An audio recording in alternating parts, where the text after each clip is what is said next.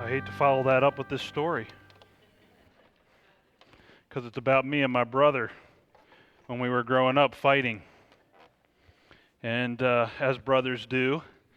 And one particular day I was in the hallway, and he and I were chasing each other down the hallway, and then he ran into a room, and he was going to shut the door, and I grabbed the other side of the door, and we were in one of those power struggles between him on one side of the door, me on the other side of the door, and I was determined to win that struggle.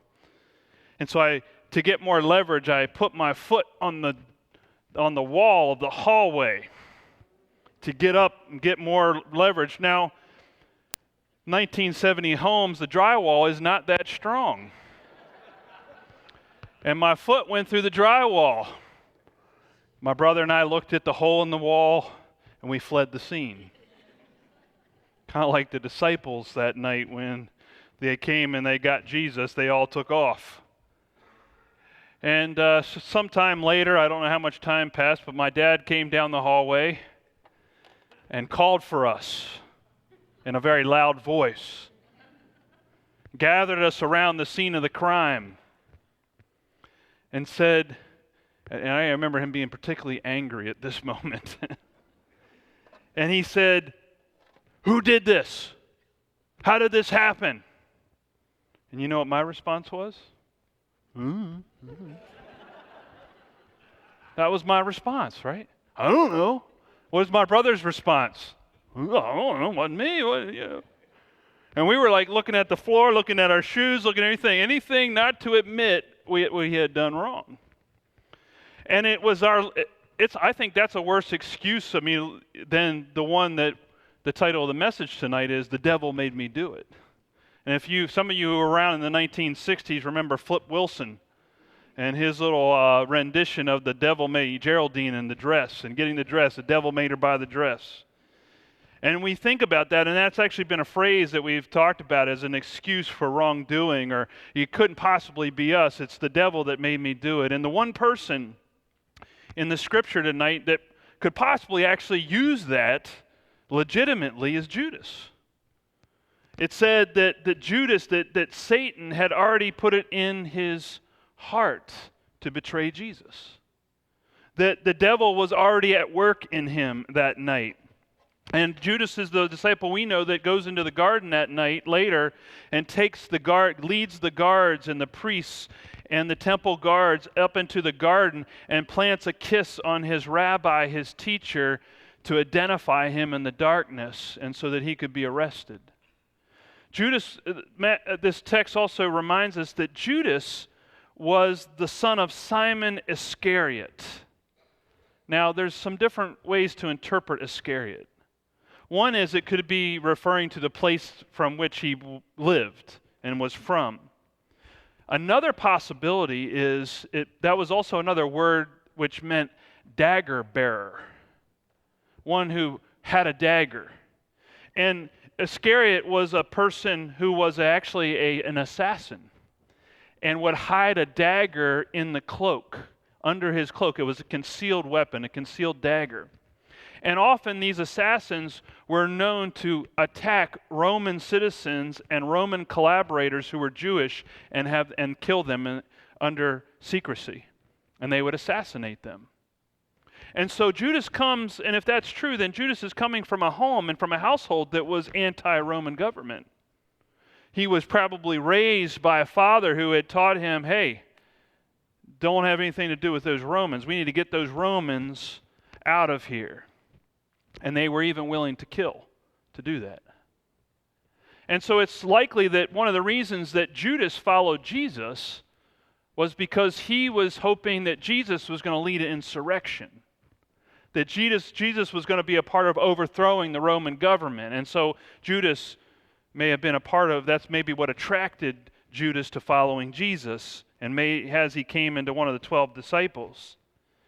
And so at this point we know that for many reasons, but he got to the place where he realized Jesus wasn't going to do that. that Jesus wasn't going to lead this insurrection, that Jesus wasn't going to start assassinating people, which is maybe what Judas, or at least his father, wanted him to do. He wasn't going to go about getting rid of people they didn't like. He was starting to do other things and talk about loving enemies and forgiving those who crucify you and things like this. And so this didn't fit into Judas's world. And what do you do with people when they don't meet your expectations? What do you do? What do you do? Psychology Today did a little survey several years ago, and they asked this question: if you could secretly push a button and thereby eliminate any person without any repercussions for yourself, would you press that button? 60% of you would say yes. If I could secretly get rid of somebody, I'd press the button. What do we do when people don't meet our expectations? We press the button. What do we do when the Roman government doesn't meet our expectations? We press the button. And Jesus wasn't going to press the button. Jesus wasn't going to get rid of people like Judas wanted, and so that was part of it. There's another verse in the Scripture that I think gives us some insight into this, and Paul actually wrote it in the letter to the Ephesians. He wrote this: "In your anger, do not sin." Don't press the button. "Do not let the sun go down while you are still angry, and do not give the devil a foothold." And what Paul is saying is that our anger is like a Trojan horse for the devil's work in our lives. It's the way that the devil gets in. It's the way that evil gets in. It's the way that sin gets in. It's in the anger. And what I think was going on inside of Judas was he was angry because Jesus wasn't living up to his expectations. And so that anger was the Trojan horse for him to begin that betrayal, that process and those steps to betrayal. Later that night, we didn't read this part, but Jesus is actually talking to John, and John's saying, you talking about somebody betraying, who is it? And he says, the one I give this piece of bread, I'm going to dip in the cup and I'm going to give this piece of bread to. And he says, I'm going to give this piece of bread to the person who's going to betray me. And so he was identifying Judas as the betrayer, at least to John. Not to everybody, but to John. And at the moment that Jesus hands Judas the bread is when Judas, it says that Satan entered Judas and he leaves. I think it's because Jesus identified it, named it, identified what was going on inside of him. And whenever somebody points out what's going on inside of us, what do? It just takes over. We run away. We flee. Because not only has he been identified, but I think maybe the anger just got to the point where he needed to get out of there and go do what he was going to do. I think anger led him to that betrayal. I think anger was what was going on inside of him that gave the devil a foothold in his life and allowed this sin to occur, because that's what anger does. It becomes this place of sin when we allow it to go unresolved and undealt with and undealt with in our hearts and our lives. It gives a place for evil to get in. Now, it's interesting also Jesus' response to Judas. Jesus washes Judas's feet, even though Jesus knows what Judas is going to do, even though Judas isn't living up to Jesus' expectations. But what's going on inside of Jesus is not anger, but love. And he serves and he kneels before Judas and washes the feet of Judas. I don't know if I could have done that. I would have wanted to push the button on Judas. And then the other thing that Jesus, we think from the other Gospels as well, that what Jesus does, that Jesus also offers communion, the Last Supper, to Judas. And says This is my body broken for you. This is my blood poured out for you for the forgiveness of sins. And he's offering forgiveness to Judas before the betrayal even happens, even though he knows it's going to happen. Again, I would have pushed the button. And wouldn't we wanted to push the button on somebody who betrayed us, somebody who hurt us, or was about to hurt us, and we knew it?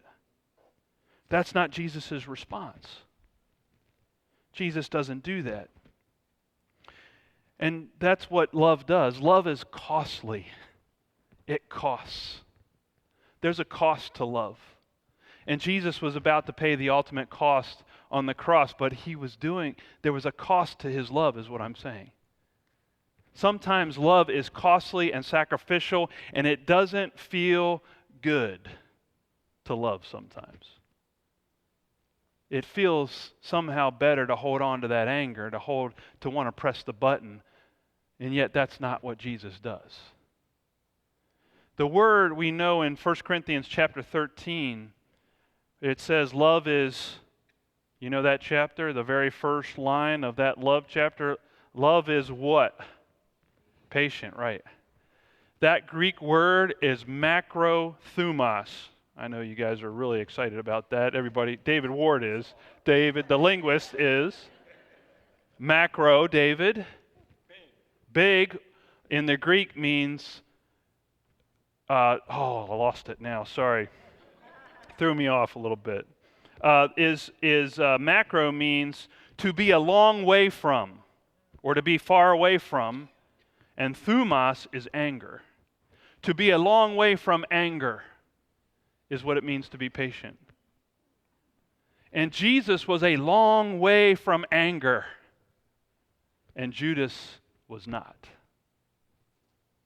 Love is costly. Love puts it off and says, I'll be angry later. Maybe a year from now, maybe 2 years from now, maybe 3 years from now. But that's what it means. And it's interesting, too, because Judas, there was just a few nights before this night, Jesus was reclining at another table, and a woman came in and poured perfume on him, and it was worth 300 denarii. Some scholars believe, that was a month wage. I've heard anywhere from a month wages to a year's wages. This was costly perfume. This was expensive perfume. And she pours it out on him, and guess who it is that gets upset about that of the disciples? Judas.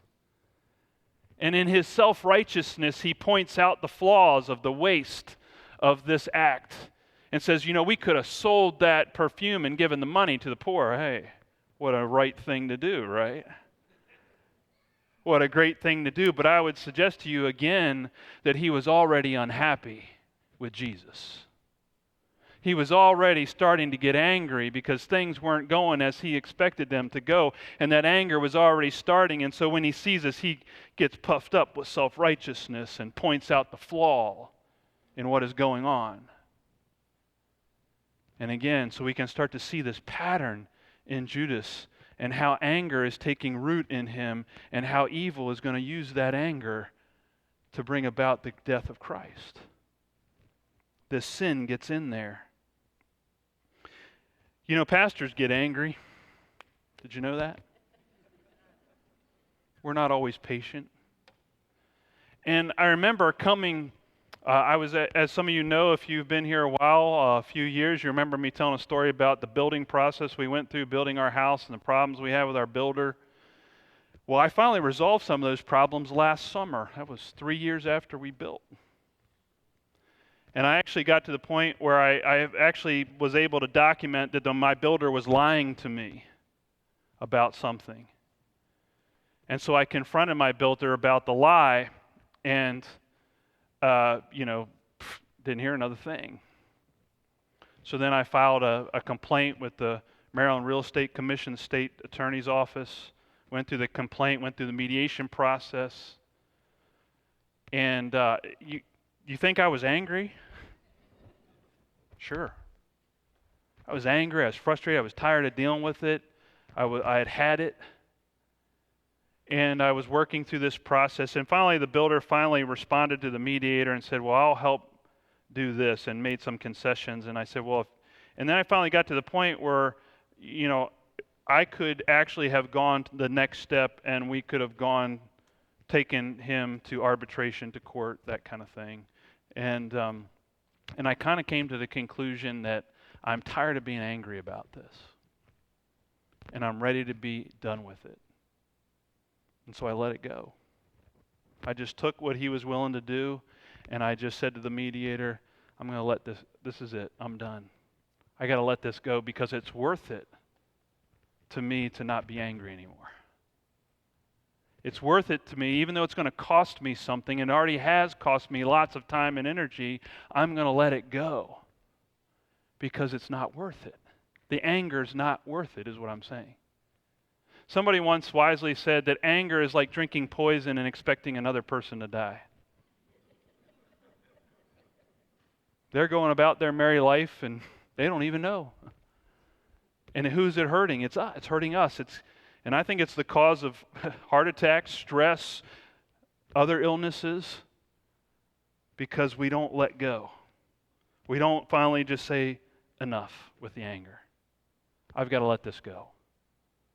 I've got to let it get far away from it, which is patience, and just let it go. Now, we've been praying throughout this Lenten season this verse out of Psalm 51. Create in me a clean heart, O God, and put a new and right spirit within me. Create in me a clean heart. Did Judas have a clean heart? And what was keeping it from becoming clean? Was it not his anger? And so to get clean hearts also requires us not just simply to confess sin, but also to let go of anger.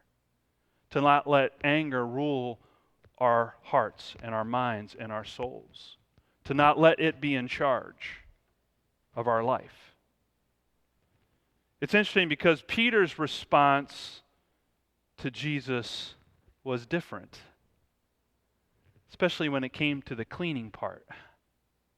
Because he came and he said, I'm going to wash your feet, Jesus. And Jesus says, and then Peter says, well, wash all, if I got to be clean, wash all of me.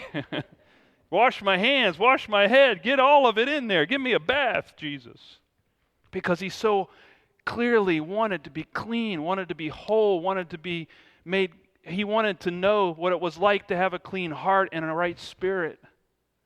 And he was trusting Jesus to give it to him. And so he just opens himself up to Jesus' work in his life and says, do it all. And I think for God to create in us clean hearts, we need to go before Jesus and say, all of me, Jesus. Clean all of me. Every nook and cranny of my heart, every place that is foul smelling, get it clean, Jesus. That anger that I've been holding on to for a week or for a month or for years, Jesus, I need you to clean that up. Cleanse me. Make me whole. Put a new spirit in me. So I want to invite you tonight to come to Jesus. And just say to Jesus, I need all of you. I need you to clean all of me. I need you to take everything that's in me that's not right, every moment of all the anger that I'm holding on to, the frustration, the sin, the shame, the guilt. I need you to cleanse it all, Jesus. I need you to take it out. Because I believe that Jesus is the only one that can do that for us. And we need Jesus' help. And we'll celebrate that on Sunday morning, that Jesus does have the power to do that. So I invite you to pray. Let's all bow our heads and close our eyes. And I want you to look into your heart. I want to encourage you to look into your heart and look at what's there. And is there anything that's not clean? Is there anger there? that the devil has got a hold of in you? Is there shame in there? Is there guilt in there? Is there something in there that you want to get rid of? That you want Jesus to clean? And I just ask you to just bring it to Jesus now. In the quietness of this moment, just bring whatever it is to Jesus and just say, take it. Take it far away from me. I don't want to hold on to it anymore, Jesus. I don't want to keep carrying it anymore, Jesus. I need you to take it. Just take it away.